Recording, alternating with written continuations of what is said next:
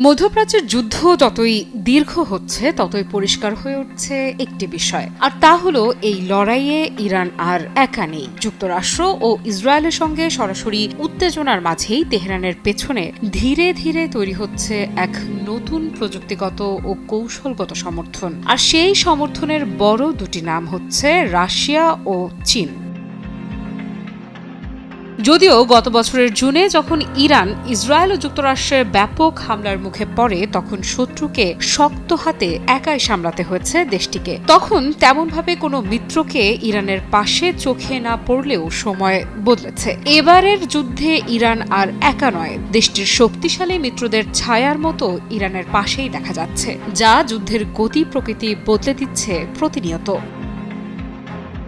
বিশ্লেষকদের মতে আধুনিক যুদ্ধে শুধু শক্তিশালী অস্ত্র থাকলেই হয় না, সবচেয়ে বড় শক্তি হলো তথ্য। কে কোথায় আছে, কোন লক্ষ্যবস্তু কখন আঘাতের জন্য সবচেয়ে দুর্বল, এই তথ্য যদি সঠিক সময়ে পাওয়া যায় তাহলে যুদ্ধের ফল অনেকটাই বদলে যেতে পারে। আর ঠিক এই জায়গাতেই বড় ভূমিকা রাখছে রাশিয়ার শক্তিশালী স্যাটেলাইট নেটওয়ার্ক।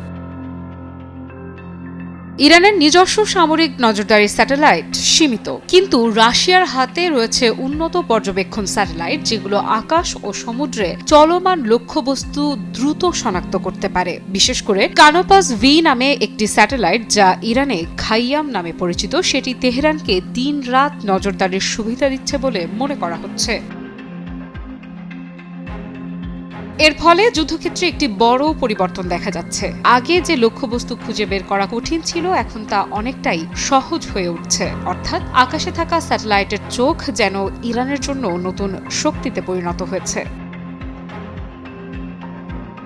সাম্প্রতিক কিছু হামলা নিয়েও তাই প্রশ্ন উঠছে। কুয়েতে একটি মার্কিন সামরিক স্থাপনায় ড্রোন হামলায় কয়েকজন মার্কিন সেনা নিহত হওয়ার ঘটনার পর বিষয়টি নতুন করে আলোচনায় আসে। পেন্টাগনের কর্মকর্তারা বলেছেন, ওই লক্ষ্যবস্তু এমন জায়গায় ছিল যার অবস্থান সাধারণ মানচিত্রে পাওয়া যায় না। অর্থাৎ হামলাটি ছিল অত্যন্ত নির্ভুল, আর এই নির্ভুলতার পেছনে গোয়েন্দা তথ্যের ভূমিকা কতটা তা নিয়ে এখন চলছে জোর আলোচনা। তবে শুধু রাশিয়াই নয়, এই সংঘাতে নীরব কিন্তু গুরুত্বপূর্ণ ভূমিকা রাখছে চীনও। গত কয়েক বছরে চীন ইরানের প্রযুক্তিগত যুদ্ধ সক্ষমতা গড়ে তুলতে উল্লেখযোগ্য সহায়তা দিয়েছে বলে বিভিন্ন বিশ্লেষণে উঠে এসেছে। উন্নত রাডার ব্যবস্থা, স্যাটেলাইট তথ্য এবং নতুন ন্যাভিগেশন প্রযুক্তিতে চীনের প্রভাব এখন স্পষ্ট। বিশেষ করে ইরানের সামরিক ন্যাভিগেশন ব্যবস্থায় বড় পরিবর্তন এসেছে।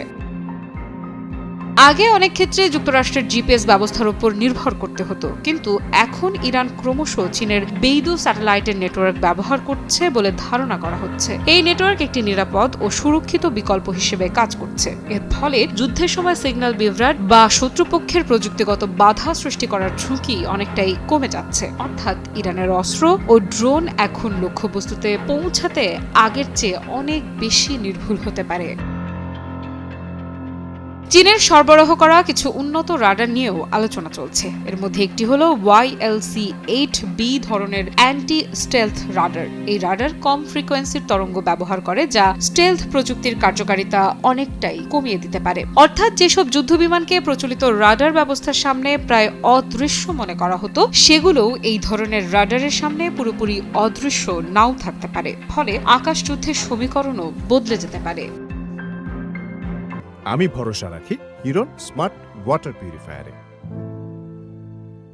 এর পাশাপাশি সমুদ্র যুদ্ধের ক্ষেত্রেও নতুন আলোচনা শুরু হয়েছে। বিভিন্ন প্রতিবেদনে বলা হচ্ছে, ইরান চীনের কাছ থেকে সুপারসনিক অ্যান্টি শিপ মিসাইল পাওয়ার চেষ্টা করছে। এই ধরনের মিসাইল অত্যন্ত দ্রুত গতিতে সমুদ্র পৃষ্ঠ ঘেঁষে উড়ে গিয়ে নির্দিষ্ট লক্ষ্যবস্তুতে আঘাত হানতে পারে। ফলে বড় যুদ্ধজাহাজের প্রতিরক্ষা ব্যবস্থা সক্রিয় হওয়ার সময় অনেক কমে যায়, আর এটাই সমুদ্র যুদ্ধে একটি বড় কৌশলগত সুবিধা।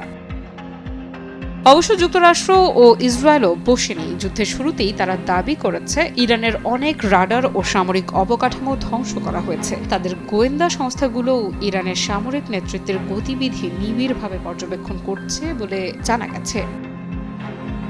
তবু আন্তর্জাতিক বিশ্লেষকদের মতে একটি বিষয় ধীরে ধীরে স্পষ্ট হয়ে উঠছে, মধ্যপ্রাচ্যে যুদ্ধের ভারসাম্য বদলাতে শুরু করেছে। আগে প্রযুক্তিগত দিক থেকে যুক্তরাষ্ট্র ইসরায়েলের একচ্ছত্র আধিপত্য ছিল, এখন সেখানে নতুন প্রতিদ্বন্দ্বিতা তৈরি হচ্ছে। কারণ আধুনিক যুদ্ধের সবচেয়ে বড় শক্তি শুধু অস্ত্র নয়, প্রয়োজন সঠিক তথ্য, সঠিক সময়ে সিগন্যাল এবং আকাশে থাকা স্যাটেলাইটের নজরদারি।